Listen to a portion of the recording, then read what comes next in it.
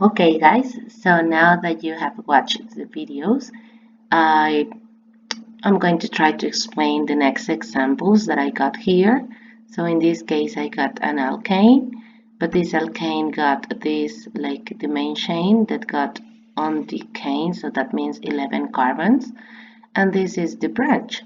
So as you see, 1, 2, 3 is the propyl with an ethyl and one methyl on the carbon number 1, and the whole branch is on the carbon number 5 of the main chain. The ending is also aimed to indicate the not more functional groups are here. And the second example, you got an ether. So this ether contains 1 and 2 branches. The one that is longer is this one. So 1, 2, 3, 4, 5, 6, 7, 8 is the octane that I see here with 1 and 2 methyls that I see here. So it's 4 and 5 dimethyl. And what is this? Well, this is the branch of this that is oxy. As you already know, 1, 2, 3, and 4 is going to give me a butoxy that in the carbon number 2 got a methyl. So now let's analyze this example. This is about an amide. The carbon that contains the nitrogen also holds a double bond with oxygen, so this is going to get the priority, and it's always going to be my main chain. 1, 2, 3, 4, 5, and 6, and I got dimethyls here, so 4, 5 dimethyl. And this is the branch that is coming from nitrogen, so N, I got a 1, 2, 3, and 4, 5, but in this methodology, this is always going to be my carbon number 1. So 1 methyl butyl is the name of this. Hexane, because over here I got 6 carbons, 1, 2, 3, 4, 5, and 6. Amide, because it is the functional group. If we analyze this one, this is an amine. This amine is a tertiary one because it contains 1, 2, and 3 radicals. This amine has lost all the hydrogens, and it doesn't matter, it is still the same family. Now let's analyze the name.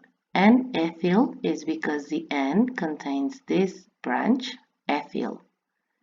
N-isopropenyl because of this branch, isopropenyl because of the double bond. And if you count 1, 2 on the carbon number 2, you got the amine of this main chain. 1, 2, 3, 4, 5, 6, and 7, that is hepta. And then heptane because we don't have double or triple bonds here. So N-ethyl and isopropenyl, 3,6 dimethyl, 3,6 dimethyl, heptane, to amine. And finally, let's analyze the other two families that we got down here. This is an ester. Esters are complex families because compounds because they are coming from two different families. This is coming from a carboxylic acid, and this part is coming from an alcohol. So always the oxygen, the branch that is connected to the oxygen alone, this is going to be written first in the name. That is why this nomenclature is a little bit different. Then the 4-methyl is this one that you got here, and this is the carbon that holds the priority that is going to give the O8 ending to this part. So now let's see. The oxygen got 1, 2, 3, and 4, so that's going to give me a butyl. That in the carbon number 2 got 2 methyls, and also on the carbon number 3 got 1, so 2,23 methyl butyl. No indicator here, no localization, because this is the way that we understand that this is coming from the oxygen. So this is the oxygen's branch. And then the 4-methyl is coming from this 4, 1, 2, 3, 4 methyl. pent, tane, because no double bonds or triple bonds between carbons, and O8, that is the ending. And then this one. Over here, you will need to understand the difference between this carbon that holds the fluorine with the oxygen at the same time with double bond, and this carbon that holds the fluor, and this carbon with another one. So you see, this is an alkyl halide, this is an alkene, and this is the acyl halide. Now, this is the carbon 1, 2, 3, 4.